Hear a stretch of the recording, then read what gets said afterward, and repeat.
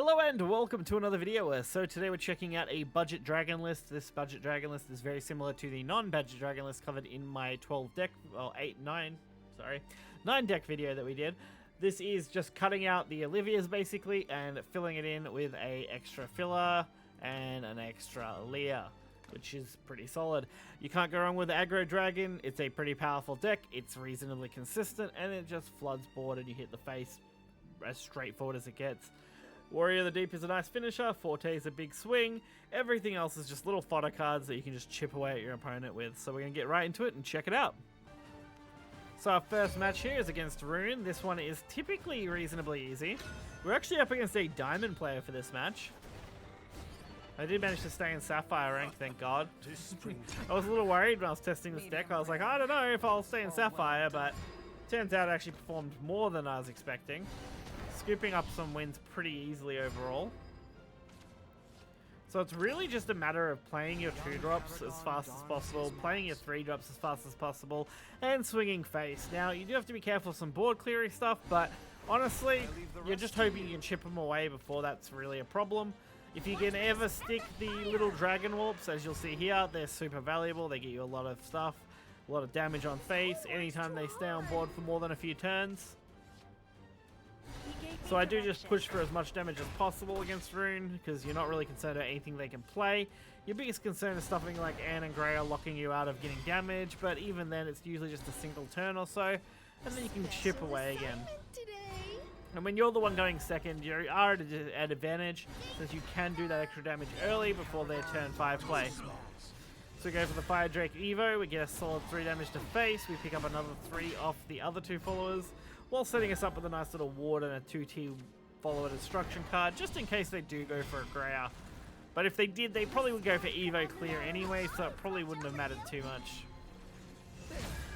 Now we can push with a few cards here. We've got a few good options. I do decide just to push with the wind here and drop a Ruby, trying to look for any other Storm card like our Forte or a big card like Warrior of the Deep for lethal. And now with wind here, we can hit for 4, leave them on the Warrior of the Deep range, and we kind of just play the clock. Because Rune only has 1 healing card they can run, basically. And if they do have it, it's not so hard for us to get some damage in normally. And we're only got to wait out 1 turn, effectively, because turn 7 we get the extra play point anyway for Warrior of the Deep, so as long as they don't heal next turn, we do just win.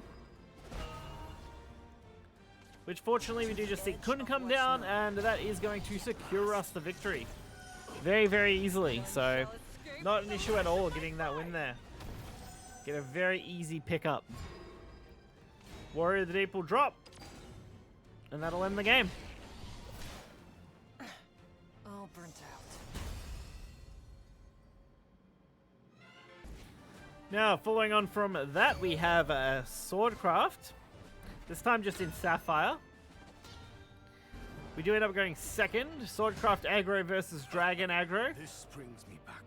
Dragon aggro to me feels like a slightly better build usually for this. Although you can get warded out by Sword, and that is a thing you have to be aware of.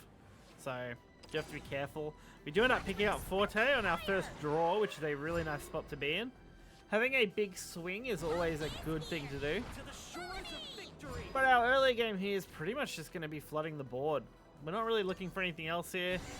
We're going to hit face a bit, get some damage in. We're going to hope they pretty much concede early would be nice. The only trophy I need is your heart. I see. Honestly, all we have to do is stick some damage, and that's pretty much it. So I end up just striking face as much as possible here. We haven't even got to our Forte turn. So they go wide, getting some damage in. I could have went the Apollo here. I end up just committing to the damage. I feel like we're going to out aggro them damage-wise here with the Evo on the Fire Drake Welt, especially with the boost. Leaving them on just 8 health and something they have to deal with. And actually lining us up for lethal next turn with Fan of Otahime if they can't clear the 5-5. Which, based on this, they weren't going to be able to do. So without a spell to clear the 5-5 and without putting up any wards, Fan of Otahime does just win us the game. We can drop that. We don't even have to get to the Forte on 6. And we can just Evo. And we have 9 damage on board for lethal, which does force their concede. Very, very quick game there. And finally, we're up against Portalcraft. So as you've seen with this deck, it's really just about slamming as many small followers to board as fast as you can and hitting face as fast as you can.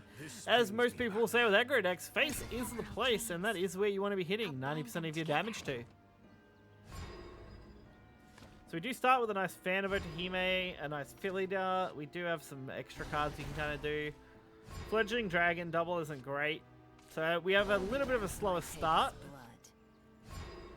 But not the slowest of starts, especially when we can play Ruby on turn 2 here. That does get us at least something. And we end up picking up Little Dragon.